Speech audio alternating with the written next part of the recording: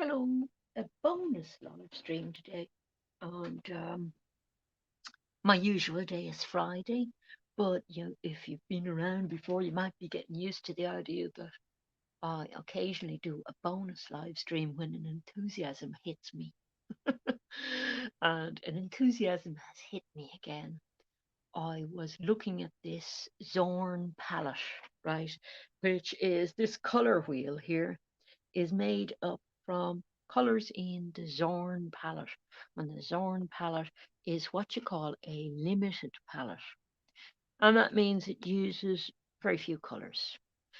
And we had been a couple of weeks ago on the live stream when we were doing the Studio Ghibli inspired clouds.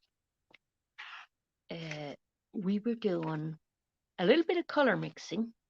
Here's the piece that we were doing.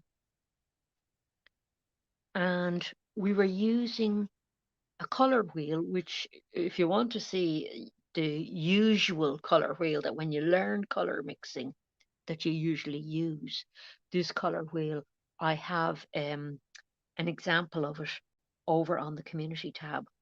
But we were using the three main primary colors, as you call them, to create all the colors in this picture, right? Which is a scene from a Studio Ghibli film from Earthsea with just figures taken out. But it shows you that just with just three colors, you can make a lot of color, right? You can mix up a lot of color. And I didn't complete the whole color wheel. We might actually do that in a future live stream, but I did want to get into the idea of color mixing a bit, but I wanted to do it in kind of an interesting way that would be engaging for people and give them a kind of a fun task to do as well, um, to help you really start to understand different color schemes and how this can affect your mixes and how it can affect your art, right? So the colors used in this, the three main colors that are going to replace this kind of a yellow, blue, red are going to be a yellow, but a yellow ochre, this color, instead of a bright yellow. This is kind of a lemon yellow, but I didn't have a more cadmium yellow in my little jelly gouache set the last time. So I think I used a more lemon yellow. But we're bringing that color right down to this kind of earthy yellow ochre color. So the yellow of the primary color yellow is getting replaced by this yellow ochre. Then the next color we're using is a red for a primary color, which was in our standard color wheel. So that's the same. And in the Zorn palette, that was traditionally a vermilion red, but vermilion red is very expensive because it's made from cinnabar, which is very expensive because, hard to get and everything, I suppose. You have to dig it out, and it's not found that it was very prized color and everything. Bit like kind of lapis lazuli in terms of, its beautiful intensity and uh, you know, you don't find it hanging around just anywhere. So that was an expensive pigment. So these days, what tends to be used is a cadmium red or a cadmium red light, actually. But that's the same as in your standard colored wheel, uh, really. But where things become very different is when you move on to the blue for your primary color, out of which these colors, as we said, for we were using them in this painting. You get all the other, you can get a mix. In theory, you can mix a lot of other colors out. We even got a green here. We you can see me mixing purples and reds. That was all out of these colors. So the idea is, with a limited palette, that you're mixing a lot of colors from very few colors, but you get a huge amount of color.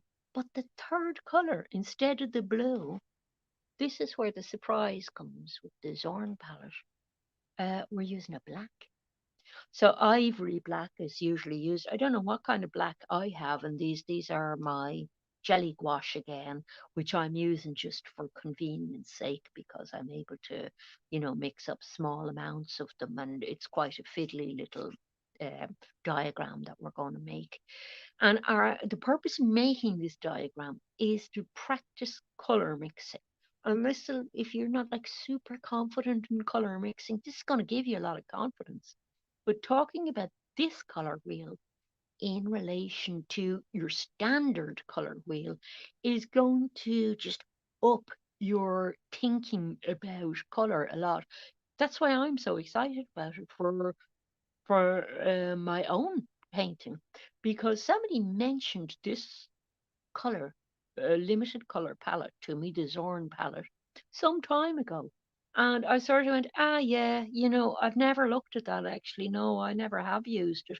But, I might look into it sometime. But like this is years later, and I'm looking at it now because the mood took me. But I'm so excited by it because the standard palette, right? And all the colors that you can get between your three colors are yellow, red, and blue, which in the Zorn palette are going to be yellow ochre, cadmium red, or vermilion, if you're stinking rich and you can afford to buy vermilion, and black instead of the blue. The in-betweeny colors you get by mixing um, black and yellow ochre, for example. All these in-betweeny colors can be made from them with the addition of white to add to bring the tone up or down, right? Tone just meaning how light or dark something is. But you can see that it looks very, very different from your standard color wheel, which I haven't completely done, but as I say, it's over there in the community tab. So we will return to talking about the standard color wheel. And but I'm just wanted to point out that this is a bit of a deviation from it. Now, you might have seen the last uploaded video I had. I went out into the field and I did a plein air sketch, right? This was drawn with standard palette. You saw me in the video choosing the colours I was going to bring from my landscape palette. Now, what would have happened if I'd gone out with a Zorn palette of just three colours plus my white um, and painted? Well, some things, this is done using a Zorn palette, some things would have stayed the same, and other things I would have been a bit different, right? It tends to produce a very kind of a cool, earthy looking look to your paintings, right? And for example, just to illustrate this, you can see that in some areas on my picture that I did with standard palette colors, some of the blues are a lot bluer than the blue of the sky in this Zorn palette version of the picture. And they look quite grey against it. Well, that's, because it's black and white is the mix used to make those. So you sort of say to yourself, well, how on earth would that work? And then we discover other puzzling things when we get over here towards the yellow ochre, because we discovered that there's no green really going on. And we would have been able to make a green on our standard palette with blue and yellow. But on the Zorn palette, we have black and yellow ochre instead of blue and yellow. So we're getting a colour that's not really a green as such. It's kind of a browny, umber kind of a colour. But when I put this sketch out of the way for a minute and just look at the Zorn one, I'm going to put my palette over this so the other picture isn't getting in the way. You should be able to see that in terms of the little example painting I did with just using the Zorn palette, that it's actually the colours are making sense. This is kind of reading as a green.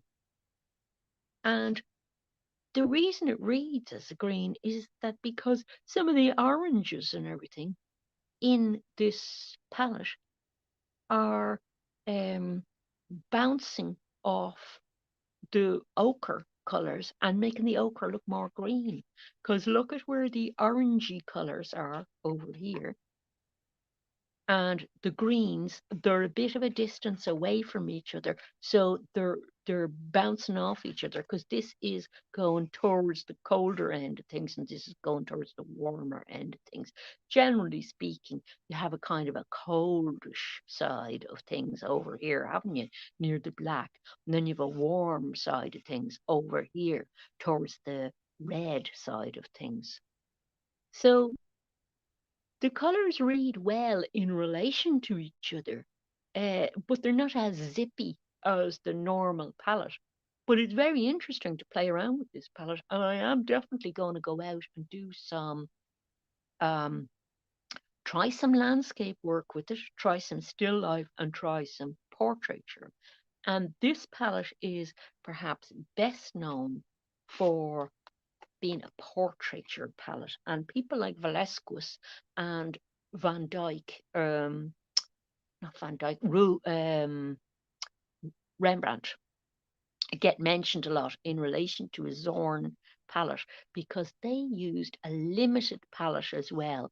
And when I mix up kind of the more skin color sides of this color wheel, you can see how there's a beautiful um skin color range in there, and you can see it from the color wheel that you go, "Oh, yeah, they would be really nice portraiture colors."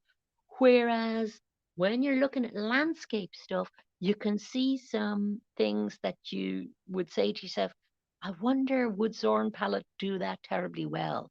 Now in this one I paint in a very, very tonal, muted kind of way sometimes. So the green isn't like really popping, but it's definitely more green in some areas than in this. And you can really see it in this painting.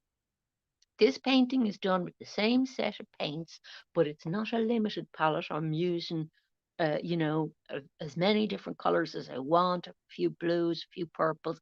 I've greens going on, very vibrant green compared to what they're calling green in this palette.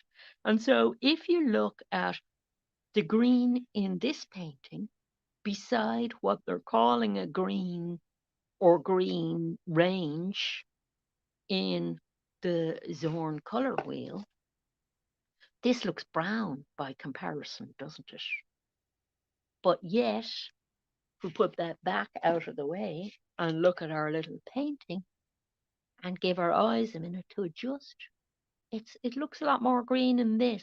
So it has to do with the relationship of the colors to one another in a painting.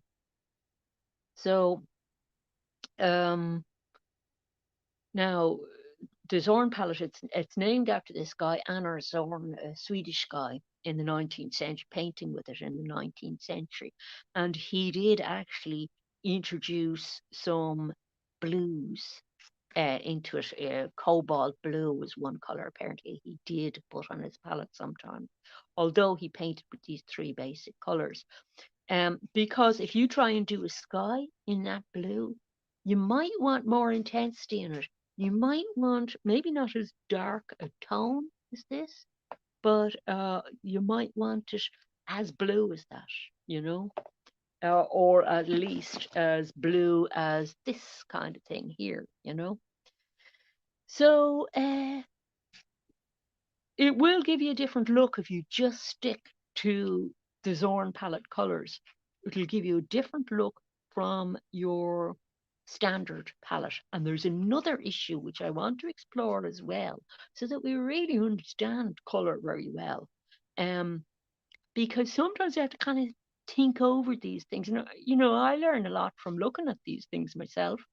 Um, I wanted to kind of explain for anybody who's kind of not thought about it very much, the difference between transparent color and opaque color, which comes into this idea as well.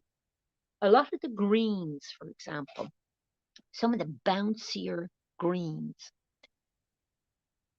some of their intensity comes from their transparency. And if I were to take that kind of green and add white to it, it's going to become a cooler kind of um, uh, a green nearer to this kind of green. You know what I mean? Because it's taking some of that oomph of the colour out of it because it's kind of soaking up the light when you add white to something. So if you think of white as something that kind of, well, it doesn't exactly mucky down a colour. I don't like using that term, but it silvers it down, let's say. And I like the term silvering down because a lot of these paintings, when you look at them, if you were to look up Anna Zorn and see some of his paintings, a lot of them have this beautiful silvery sort of look going through them that's so attractive. And part of the reason that all the skin tones and everything are super attractive is because of the way what he's using to mix up those beautiful tones there.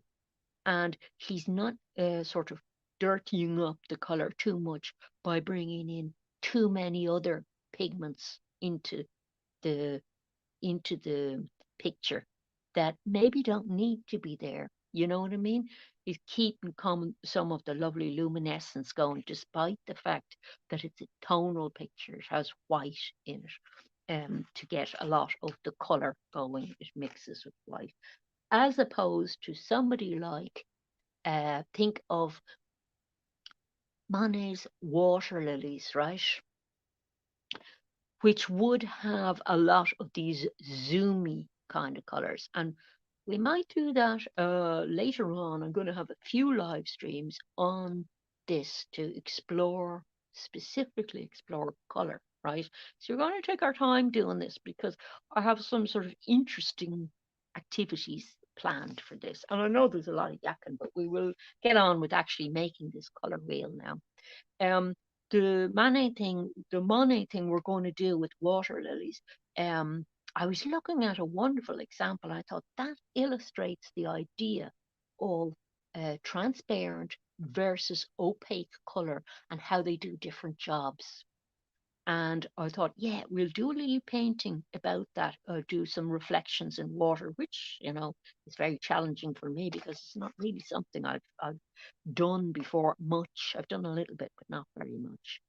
Uh, See, there's another one that's done with a full range palette, and there are all these sorts of greens in it that they're not that far off the Zorn palette. You can see why I am drawn to the Zorn palette because I like this very tonal way of working.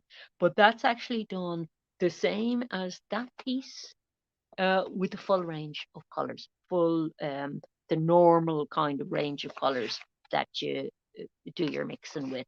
And the set, of course, you a huge amount of colours.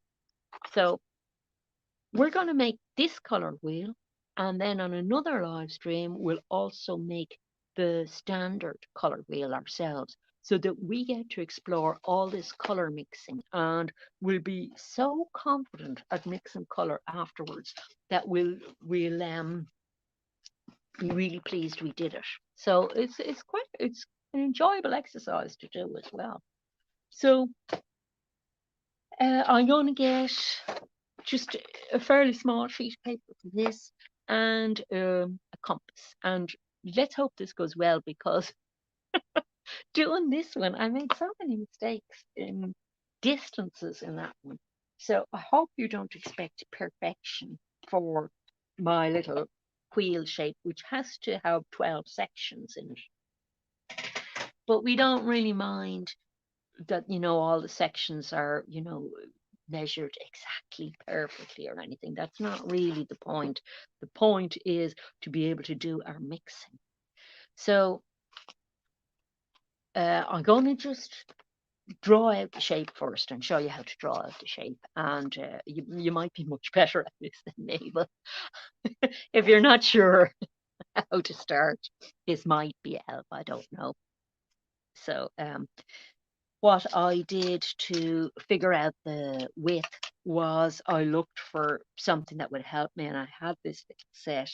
But really, you just want to make sure that you don't go to the edge, over the edge of your paper, and then you're golden, as they say, right? So I'll start about there, right? And make sure you can see.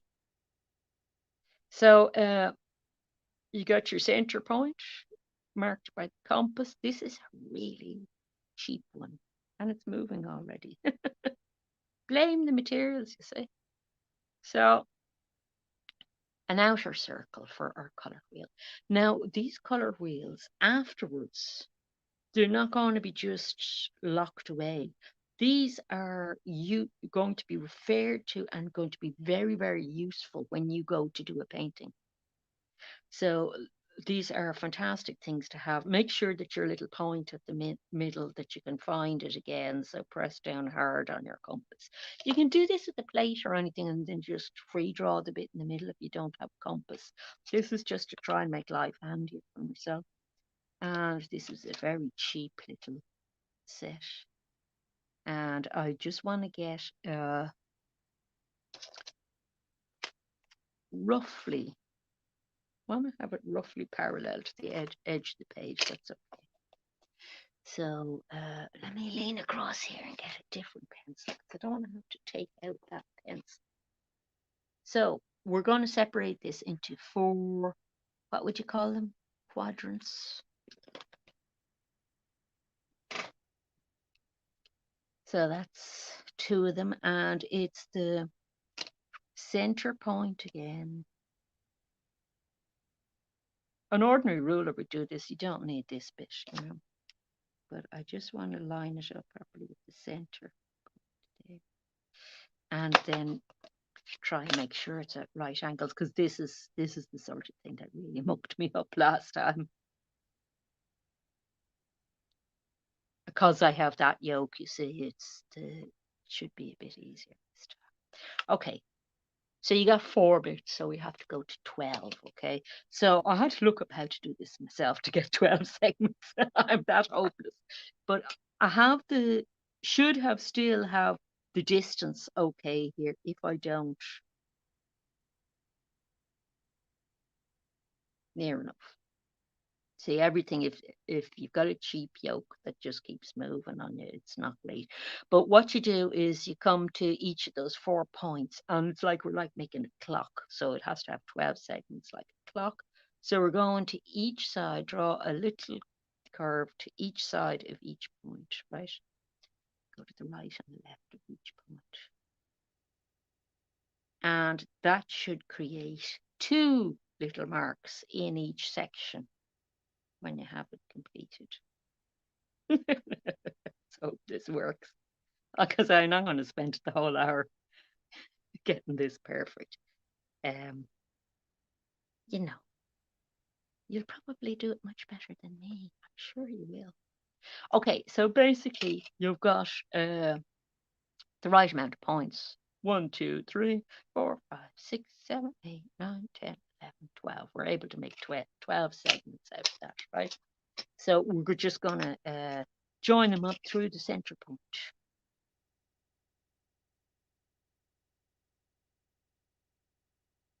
And I actually found it easier last time to just do them one at a time, because if I got a line wrong all the way across, I wasn't completely banjaxed. But you know, you'll have your own way of doing it. You see, some of my lines do look a bit out, but they're near enough.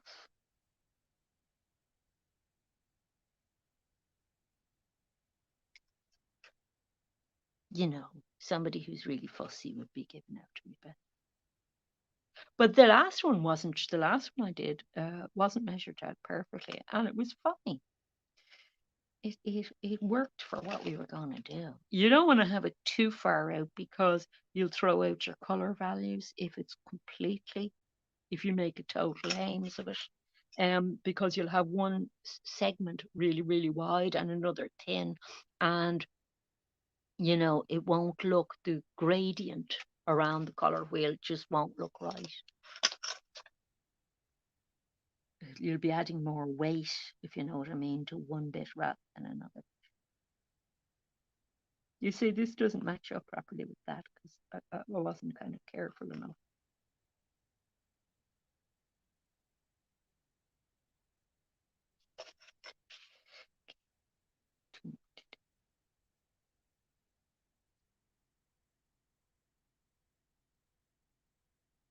And sometimes people think that they can learn something by just hearing about it, right? That's called passive learning. But there's a thing called active learning that, like, when I'm learning about the Zorn palette here, um, I can see somebody do this exercise, but there's a point in doing it yourself because you learn. It just goes in so much better if you actually do the thing out yourself. Um, so this is why I'm going to spend the whole live stream on this. So now we're just coming in and we have to do two more little circles. And there's no measuring in this really. It's just, I'm just eyeballing it because I know I have space. And you don't have to do this the same size I'm doing it or anything. It's just I have particular sketch pads I want this to fit into, and that's all. That's my only reasoning behind. Okay, I'm gonna come in a bit more.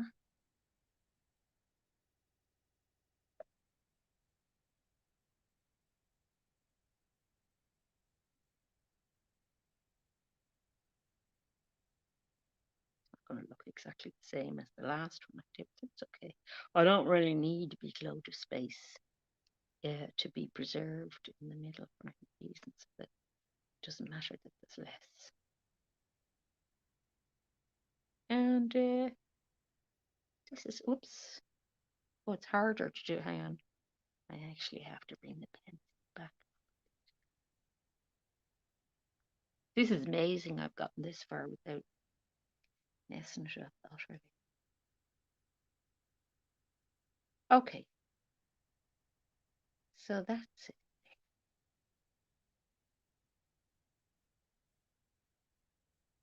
And you know, as I say, it ain't perfect, but it's serves our purpose.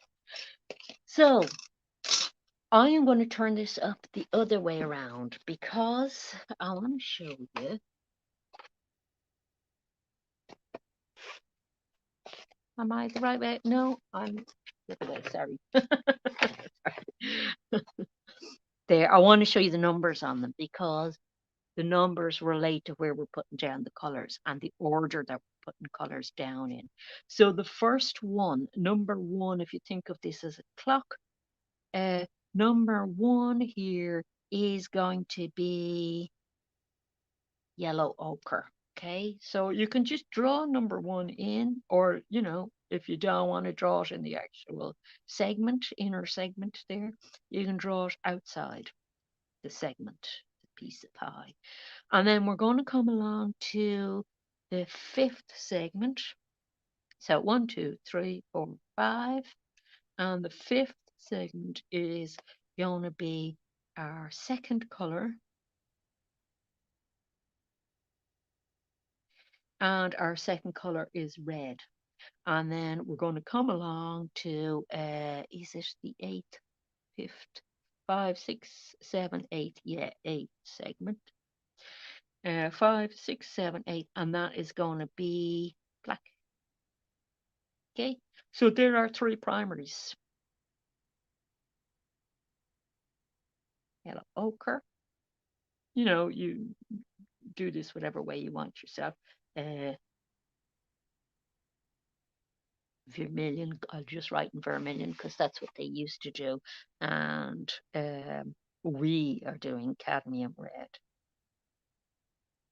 And it's usually cadmium red light is the color that they use for that. And cadmium red is slightly more over towards the orangey side of that wheel than vermilion, but it works, okay? And there's the black that they usually use is ivory black, but as I say, I've no idea what kind of black mine is.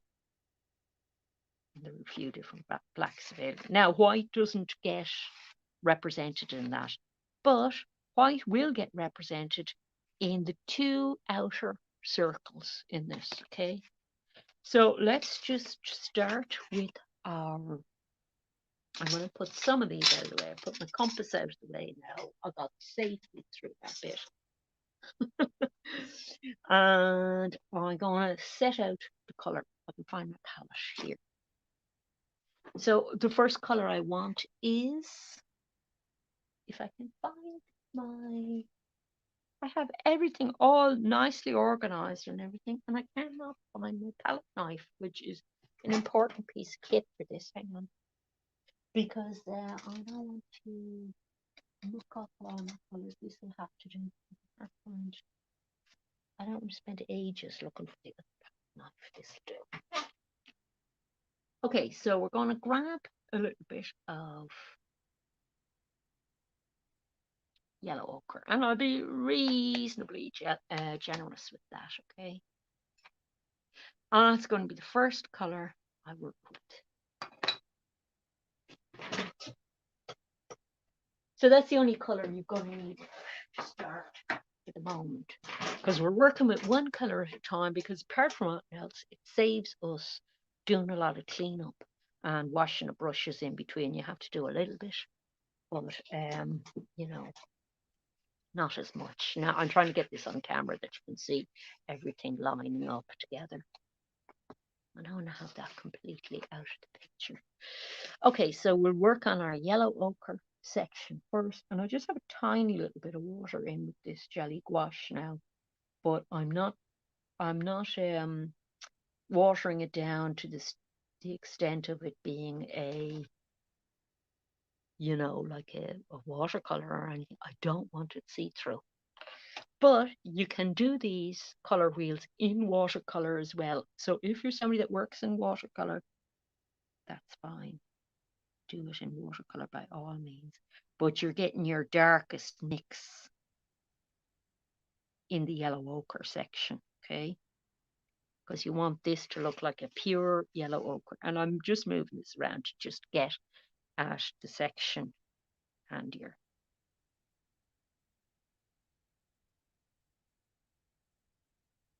And I'm not going to be super fussy about this being perfect either. I wasn't that fussy about the other one, and it still worked out nice. But I wanted it to be nice-ish, because this would be something that you'll keep in a sketch pad, or you'll put it up on your wall and you'll use it for reference when you're doing your color mixes. So you want it to look okay, you know. All right, so next thing I want to do is get some white out. So I'm just going to clean off my palette knife and get myself some.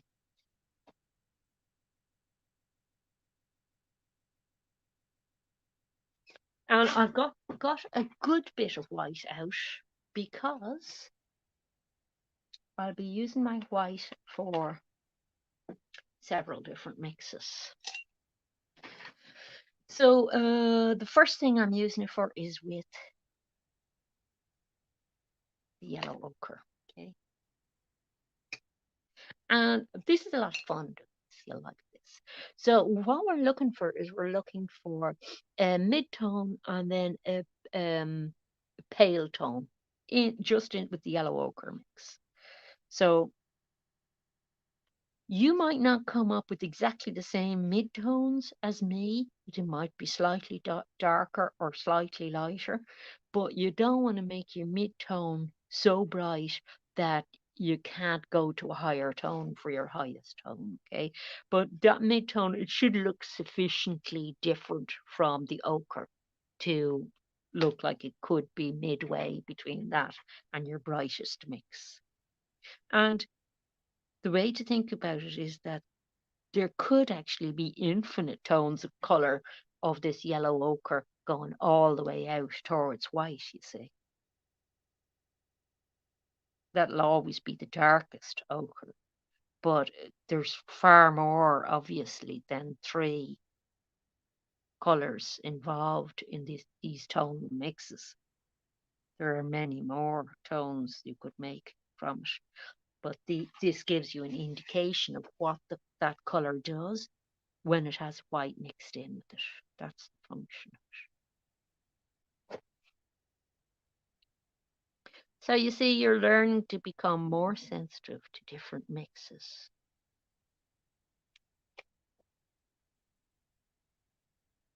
Thought I heard a knock on the door. Hang on. I see a postal van outside. I might have something posted.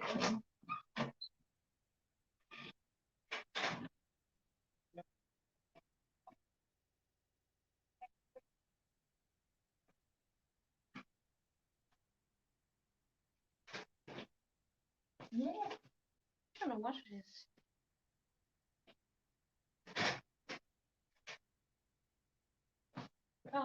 Something is. I don't remember having anything I wanted to order, but I don't know. I'll open it after the live stream. Right. So one of the things that arrived in the post doesn't look like an interesting thing. So that's our mid-tone. So we're going to add more white, and you see the way I'm doing this underneath, so I can judge it against the other two colors. And in fact, I want a little bit more white than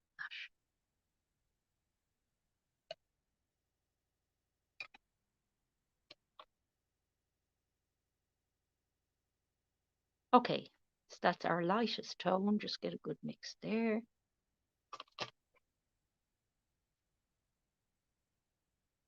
And we end up with a sort of a yellow, right? So that's an interesting point to think about in relation to this palette. And I can see how this could create problems in landscape, because sometimes you want that lovely zoomy yellow that really you can only get with kind of very high transparency, really, colors like lemon yellow and zoomy colors. But this does give you a yellow, but it's a buttery yellow, isn't it? Okay, so what we're going to do is we're then going to go to, that was sector 1, if you like, with your yellow ochre, your mid-tone ochre, and your pale color that is sort of the nearest you're going to get to a yellow, basically. So we're going to go down into the red sector now, which is segment number 5. So you want to get a nice clean brush for this. Now, the cleaning the brush doesn't become hugely important until you get down to black, really. But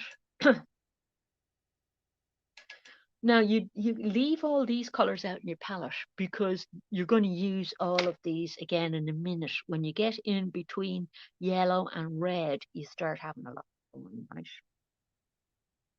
That was fun though. Already, you see, we understand what an ochre does when we've mixed in white with it. And the white, I should have said what kind of white we're using. I was using a titanium white, and I think it used to be a flake white, possibly, that Zorn used to use. But titanium white these days is the normal one, as far as I know, to use for this. There's loads of things out there about the Zorn palette, but I managed not to really watch them until now. So, right, let's have a look at the red. Let's clean down our palette knife, and I have a nice wet cloth, kitchen cloth, for this purpose, because you do not want to infect your colors with other colors. So leave them separate on your palette. And then when I go to dip in to white to get a lighter version of the white, I'll clean off that palette knife as well to try to make sure. And I can also do things like testing. I've no color left on the brush by testing it on a piece of paper. Okay, so we're filling in sector 5 now.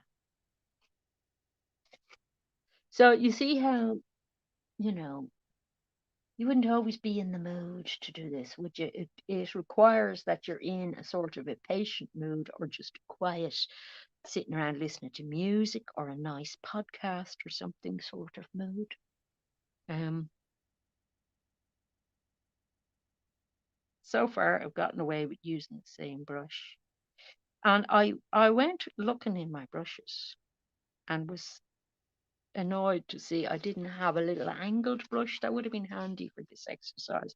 So if you have an angled brush in your kit, you might find that awfully useful for filling in this. So the plan with this is to do this color wheel, and I don't know I don't know how far I'll get with it today. We're going to put some white in here now, but I don't know if we'll get the entire thing done today. I'd get a lot of it done, I'd say. But to do that, this Zorn color wheel, to do an ordinary color wheel, and then to do some painting using the different color systems, the two different color systems, a standard color wheel and a Zorn color wheel, and see how the paintings differ. And that is a very, very interesting exercise, which is going to up my color mixing skills.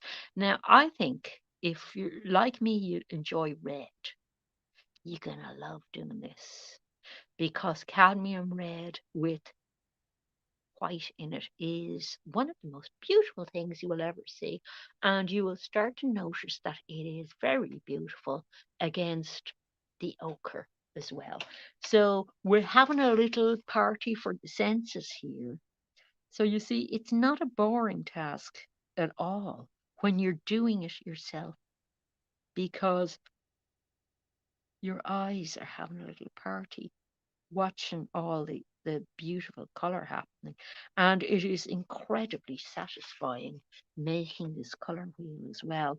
And when you make it, you'll be dying to paint something using this system. I can't wait to have a go at painting something. And this is why I'm on a bonus live stream because I thought, oh, I have to tell you about it right now because I don't want to get too far ahead in my enthusiasm for this before telling you about it so that you don't know what I'm going on about in other live streams. So this is like a little project that we're doing together, you see.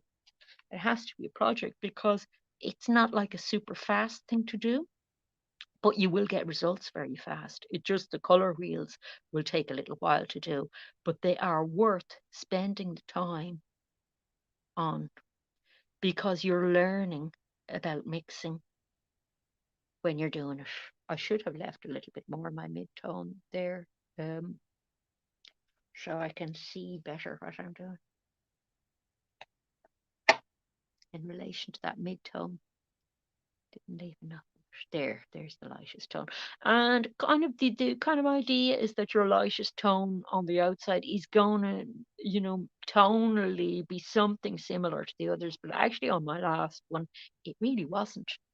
And it's not to do particularly with adding the same amounts of white into each color as you go around because for example the black, a tiny bit of black goes a long way.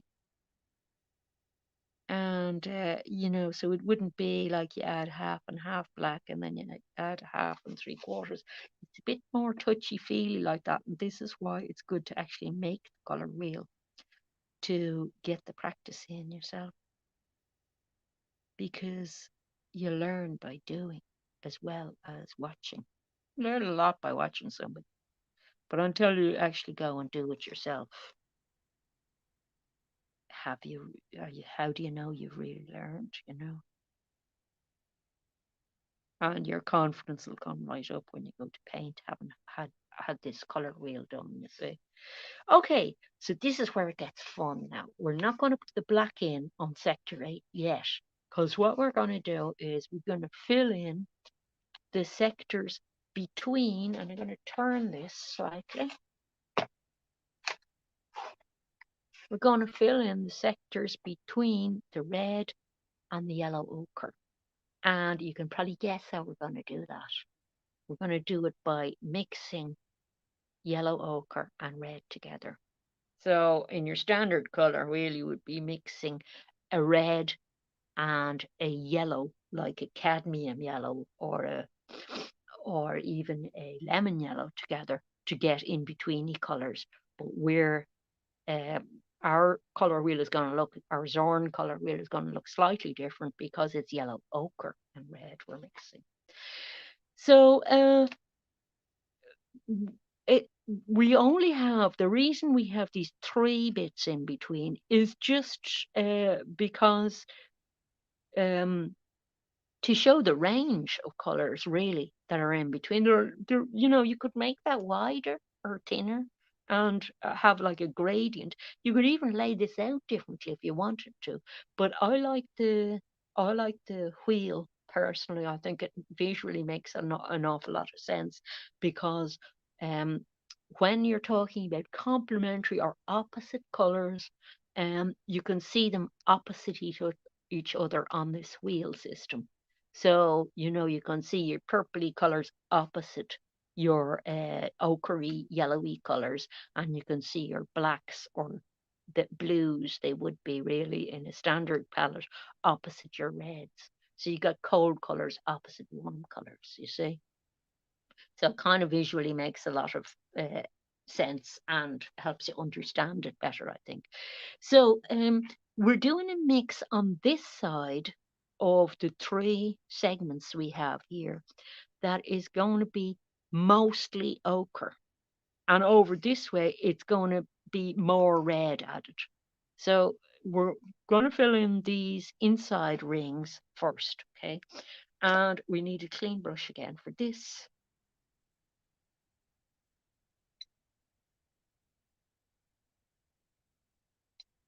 We go back to some of the colors we have laid out already, and we had our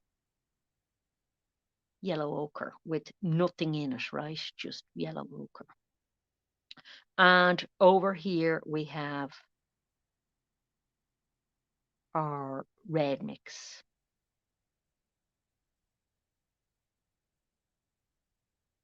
And you can see when you add red into it,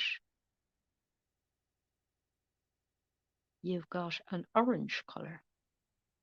So how orange you want to make that yourself is up to you, but you've got to have it so that as it moves across the next 2 segments, it's going to become redder. So you get a chance to practice your skills here. And I'm aiming for a kind of brick color here, a brick orange kind of color, personally. So that's the only thing I would say about that. Don't make it too red because then you will have nothing to put in the next segments.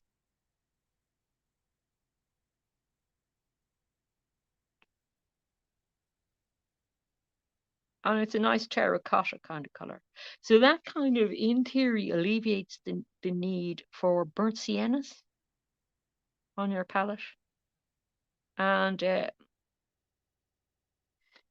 although somebody like Rembrandt would have used this, he probably would have had a burnt sienna out on his palette. And, they've named Rembrandt Brown for a reason as well, haven't they? He did use other colours. He used a lot of other earth colours.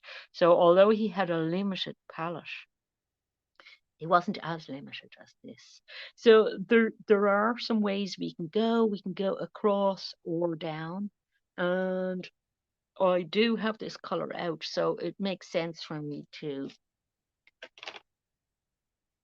do this mix next.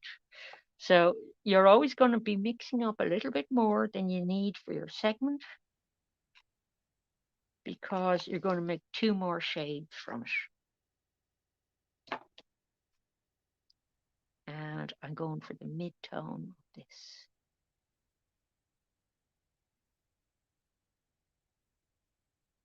And you don't really get an orange when you think about it.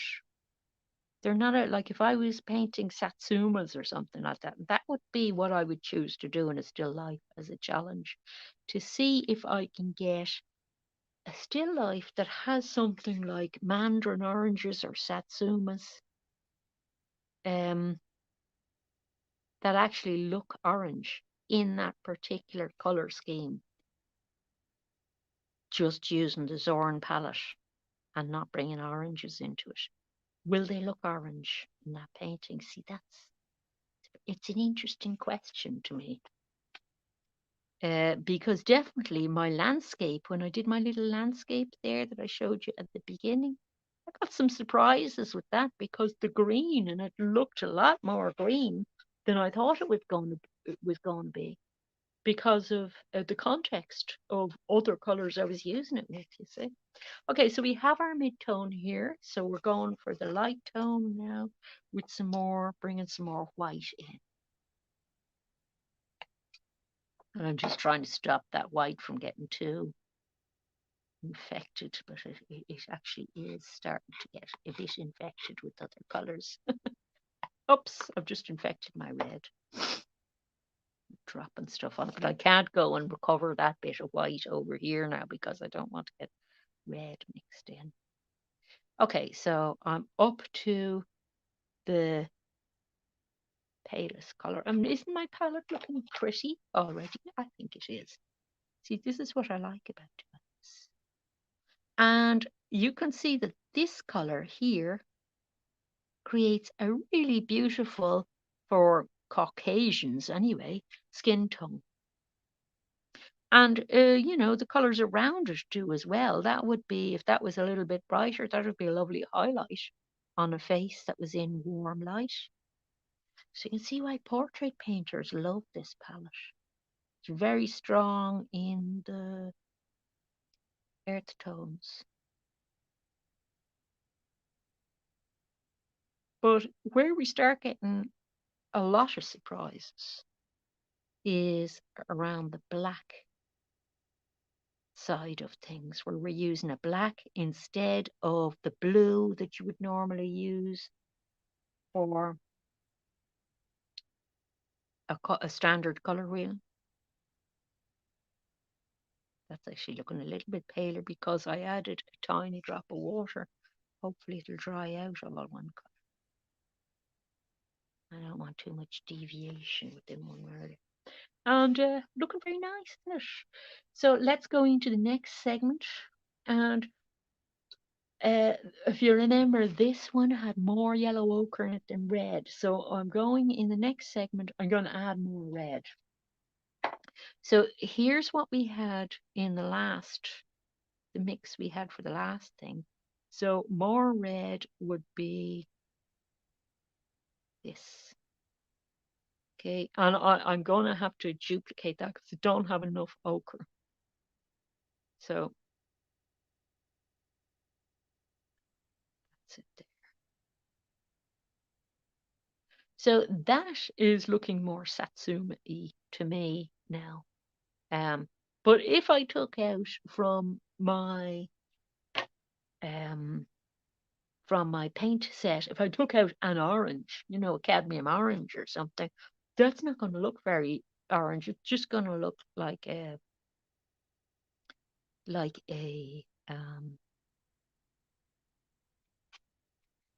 not even a sienna. What do you call that color? There is a color like this, and I can't remember the name offhand. I don't use it very often because it's such a strong color.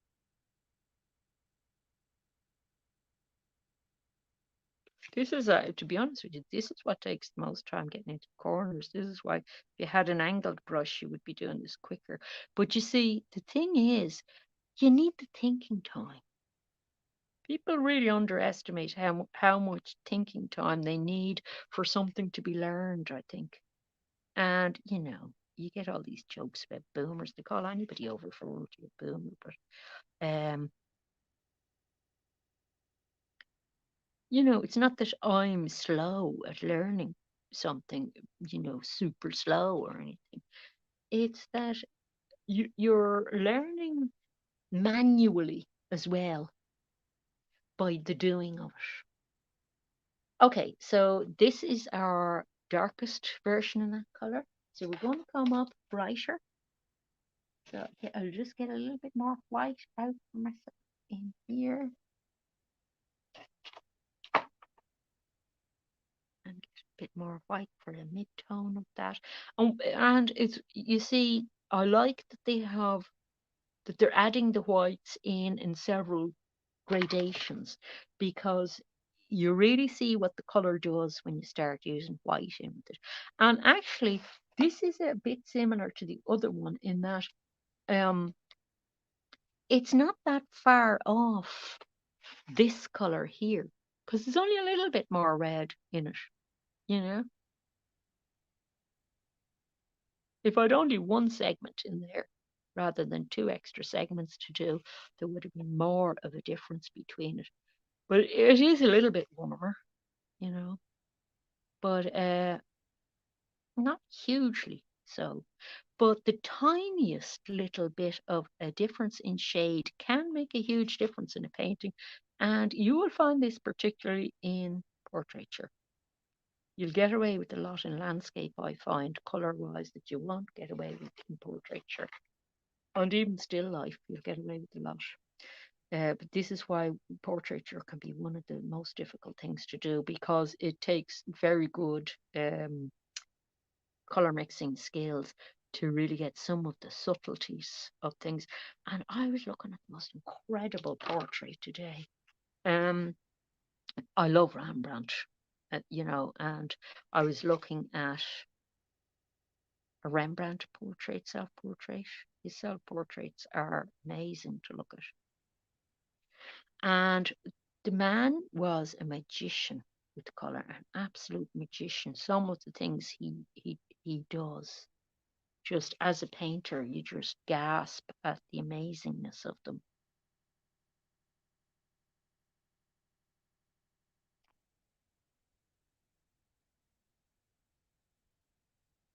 And it's the subtleties of transitions from one part of the face to the other, to express volume through tones and little tiny shifts in tones. It's so amazing and beautiful, his work. You really should go and look at um, decent reproductions of his work and get close-ups, details of the paintings if you can as well. Now clean your brushes in between doing this before we move on to the next section, just to make sure we have it working okay. And I'm going back to the darkest mix I had here for that. And I'm just pulling it out there so I can replicate it and then add more red to it. Because you're working from the last mix when you're working across like this, you're working from the last mix across. So, and I hadn't left enough there for myself. So that's that much. Oh, hang on, I shouldn't have white in that bit. Sort of between thinking about two things. There shouldn't be white in this inner circle. I say we're doing it without white. So go again, ochre and red, and it's trying to replicate. You see, it's quite hard to get the color again. Here we are. Hold it beside it, and I can get it a little bit more. Of this, just add a bit of water because some of my colors are drying up a bit. Okay, so that's it there. And I'm going to add a little bit more red for this mix. But I'm not going to be as red as this. We're still orange, but we've gone redder than this. Okay, so you see the more segments you have in there, the more difficulty it presents. And in a way, I don't have that. That's drying a little bit patchy there. I would have liked that a bit better. It's, you know, if you don't have enough color left over from the last one, you're basically trying to mix the color again, which, you know, it's more mixing practice, but it's more bother trying to match it. It's easier just to leave a bit. And then we're on to our blacks, you see. So uh, even if I don't get the whole color wheel done today, if I get onto the blacks, I can show you how to finish the color wheel properly. And then by the time we're on the next live stream on Friday, we're ahead of the game because we have this color wheel finished, and we're on the next live stream we will do a standard color wheel. Then, haha, then we move into having all sorts of fun painting using the two different color systems and comparing them. And we will learn so much about color doing that. Okay, so I'm adding white, so I don't need to clean my brush. I'm just dipping it really. And I want to get some clean white because I noticed I have a little bit of yellow ochre stuck in that.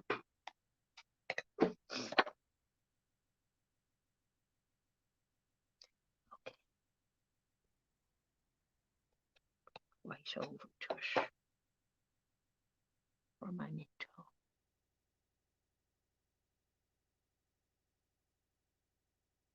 This is a lovely color, and that's also a beautiful, like imagine that on a cheek, somebody's cheek in a portrait, you know,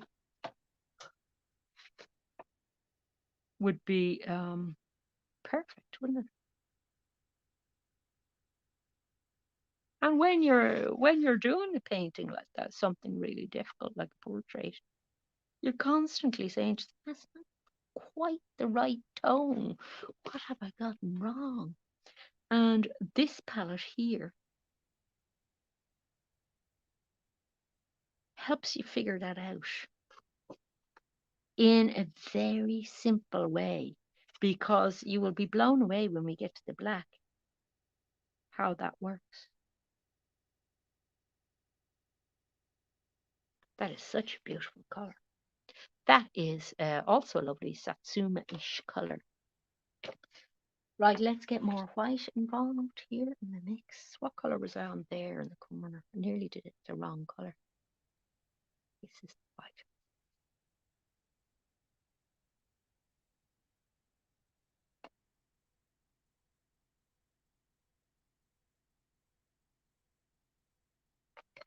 This looks like it's going to be quite like this one here, but there should be some sort of difference. Is it redder? It should look redder than that. Yeah, I'll have to nearly squint to see the difference. Did it turn out much red? Yeah, it did turn out much pinker in the first one. You see, you can't cheat and add a bit of extra red. No, no, no, no, because that's defeating the purpose of the thing. You're only allowed introduce more white. Can't introduce more other colors. So, like, if it turns out the same color is exactly the same color as this, don't worry about it. It just meant you added that little bit too much white. They are fairly subtle shifts between these colors here. And this is why it's great color mix. So, yeah, it would take you about an hour, hour and a half, say, to do this.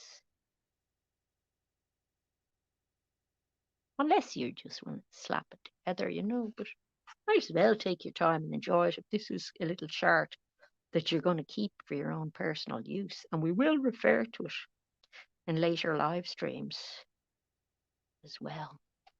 I haven't gone into like exactly into corners or anything if you want to be a little bit more.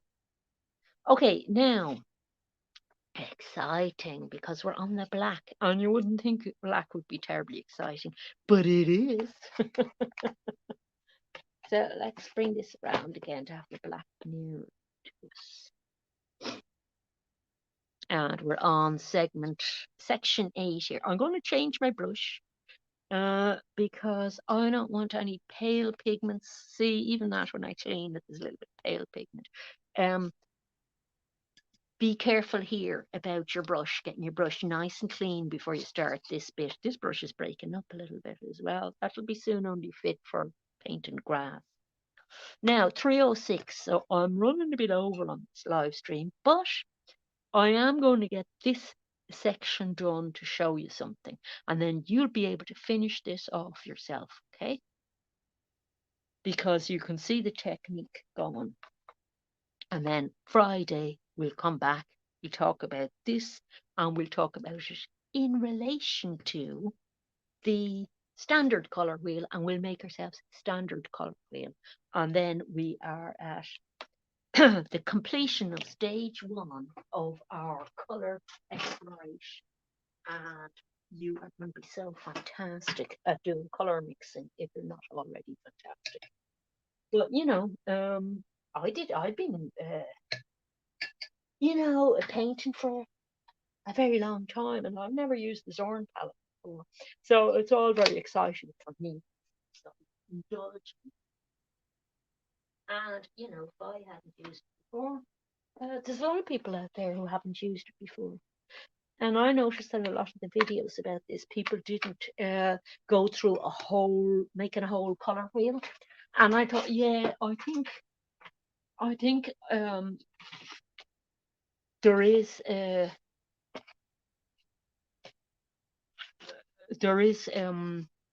benefit in doing that, in actually sitting down and doing going through that whole color wheel with people, because there's these little issues that come up in the middle of doing your colors that you need somebody to work through with you to do them really confidently, or else you might be saying, oh, I'm not sure if I did that right, because I had to think about this carefully.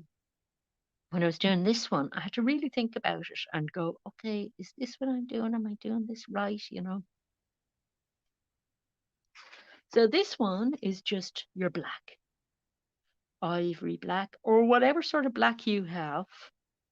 Just work with what you have and don't worry about.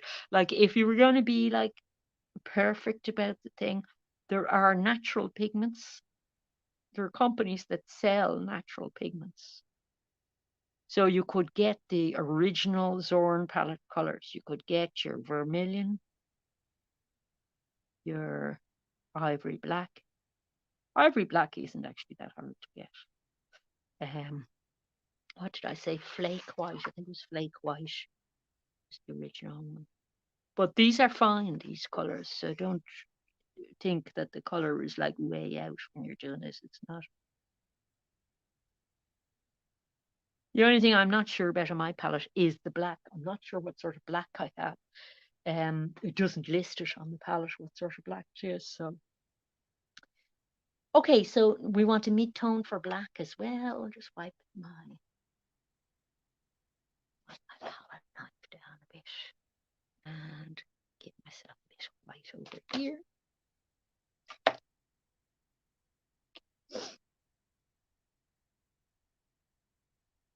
And when you think about it for a minute, you can see why it makes sense to fill in the white mixes that go with the black first before you start, having fun filling in central colors and everything, because you'll get confused about where you are in your mixing. And this is like a more ordered approach to doing it. Sorry, can you see what I'm doing there? Okay, so this is my mid color. I don't know, could that be a tiny bit lighter? I'm looking at it in relation to these. Yeah, could be a little bit.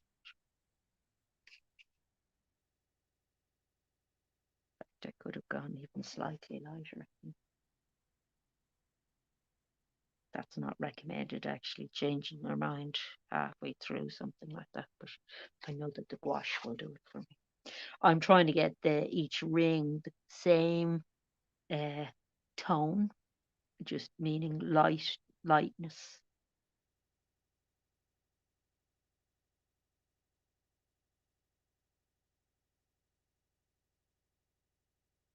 More or less,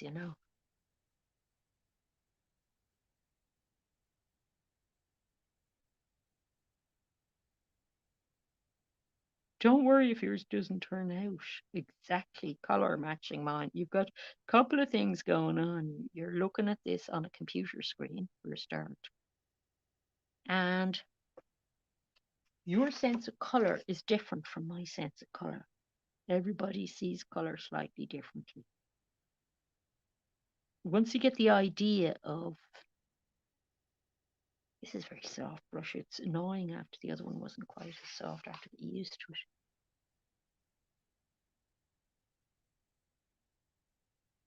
It's not neat. Try not to leave too much white on things because it throws you a bit. Okay, so we want another little bit of white in with that for our lightest shade around the outside. I want a little bit more than that actually.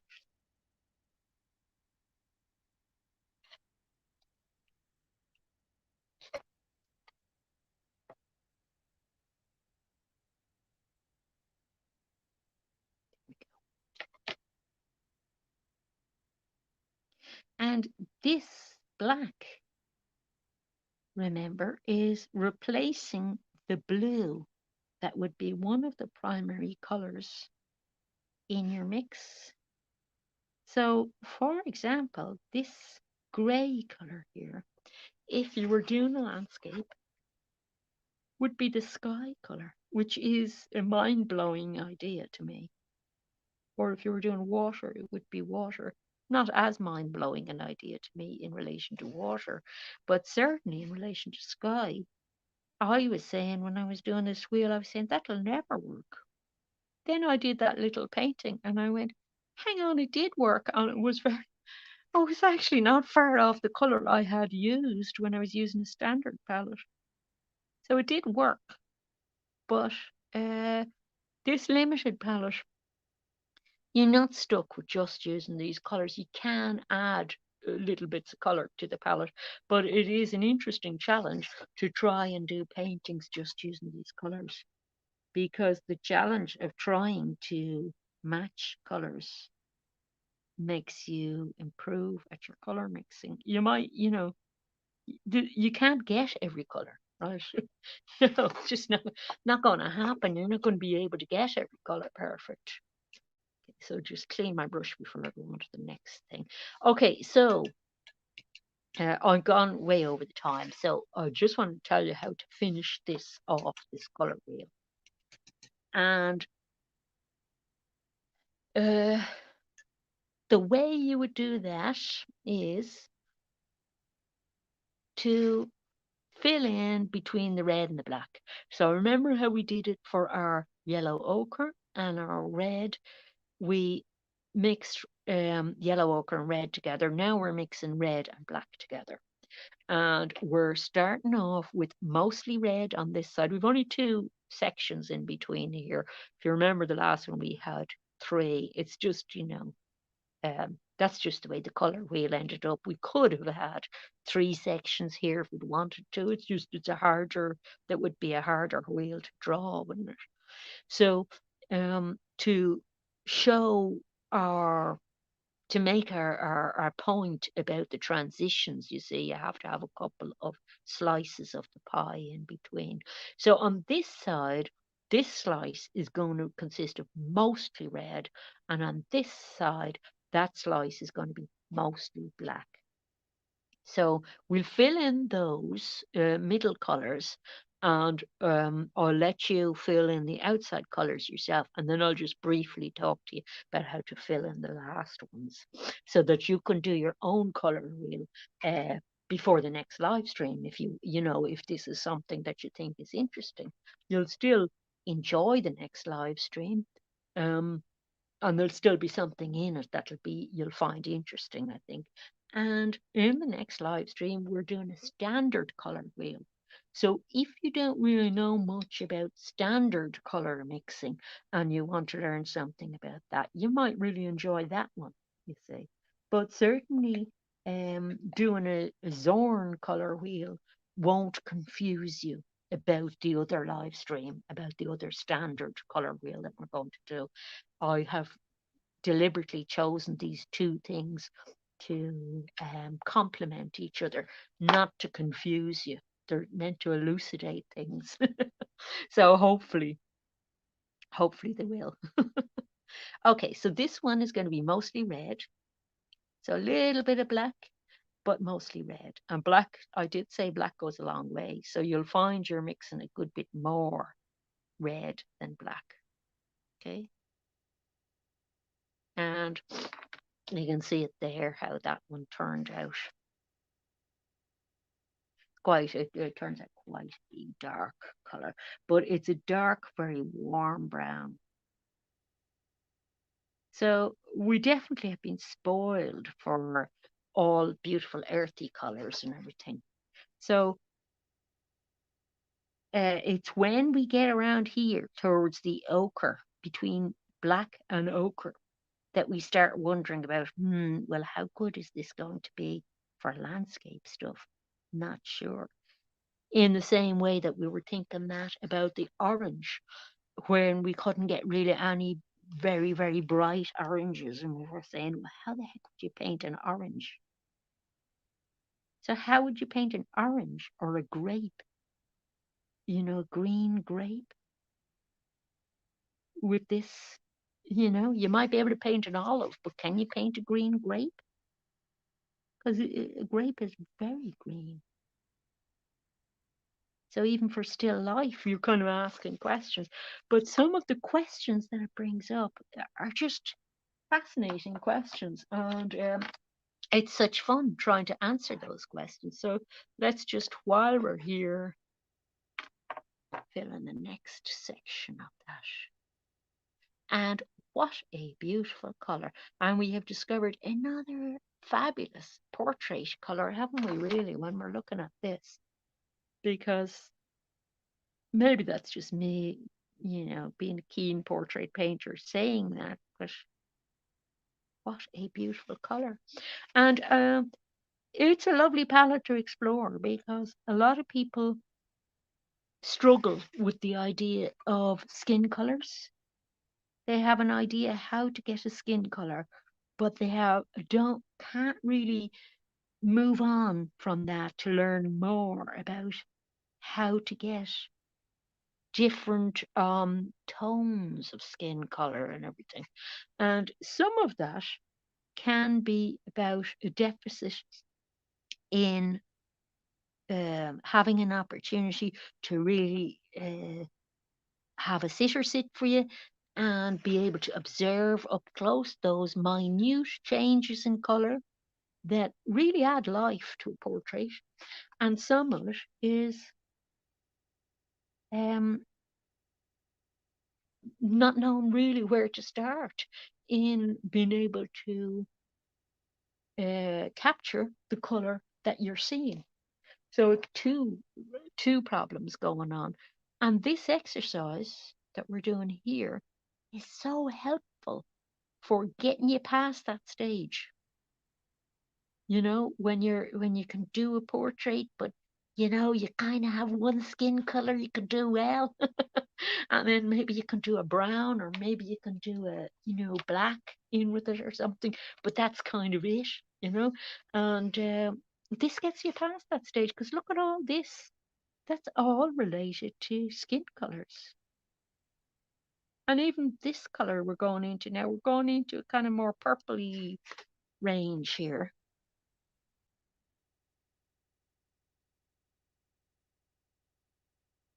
These would be very useful in portraits as well, these colors. So it's definitely worth thinking about doing a color wheel like this to up your people painting skills. And for me, it's very exciting thinking about using this in relation to landscape, because go and look at Anna Zorn painting. He did landscapes, he did people, and he did portraits, and he did them all well. Now, not every single painting that he does uses just this palette. He has a few extra colors introduced as well in some of them. So, don't think you're going to get all the colors. Like he sometimes uses cobalt blue, like I said earlier. Okay, so where are we now? So I think I'll mix up you. This is a one that has more black in it, okay? But I think I'll go over here now and show you just before I go because I'm running over time. I'll show you how you would get what they're calling a green, okay?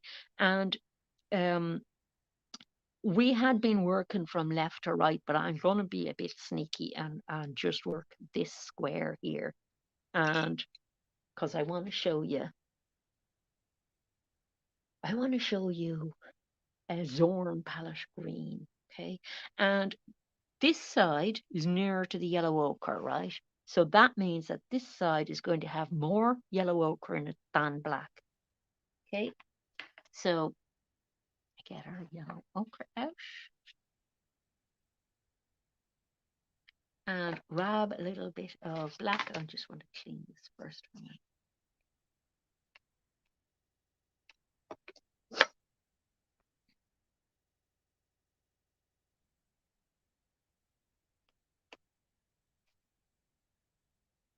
And I have it a little bit too dark. I'm going to get a little bit more ochre involved. That's better there.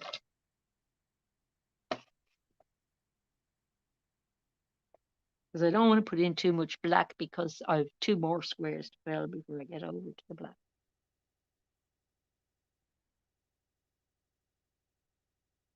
And do not worry if this doesn't look like green that you're used to seeing, because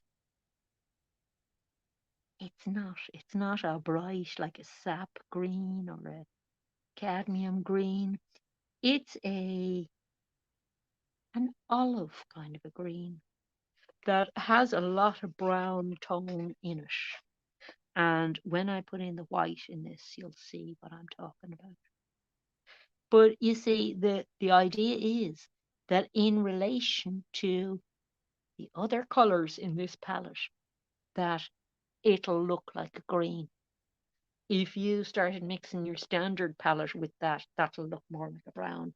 And it also depends what colors beside. That color beside a very red color on the opposite side is going to look more green.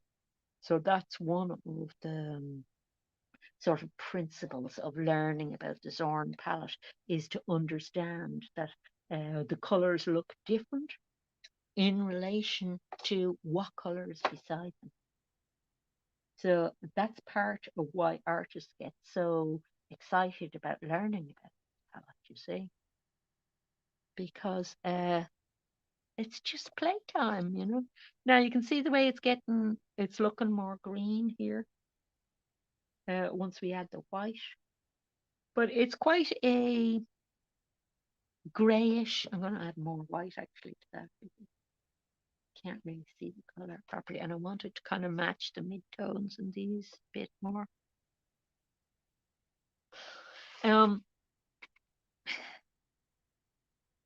It's still a very olive, a dead kind of an olivey green, beautiful green. I love it, but very muted. Now, have a think about it because you're going to finish this yourself.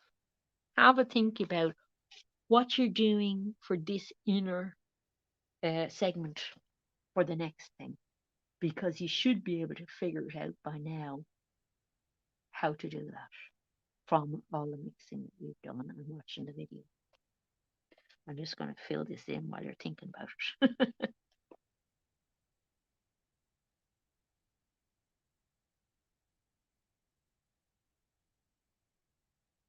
What a lovely color. See, you come up with some colors that you might never come up with before using this. And some of the colors go, ooh, that's just beautiful. subtle. They're very subtle.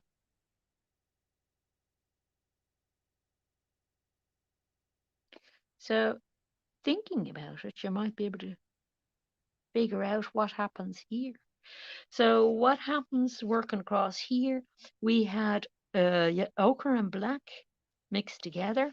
So for this inner bit, uh, we had more ochre going on than black.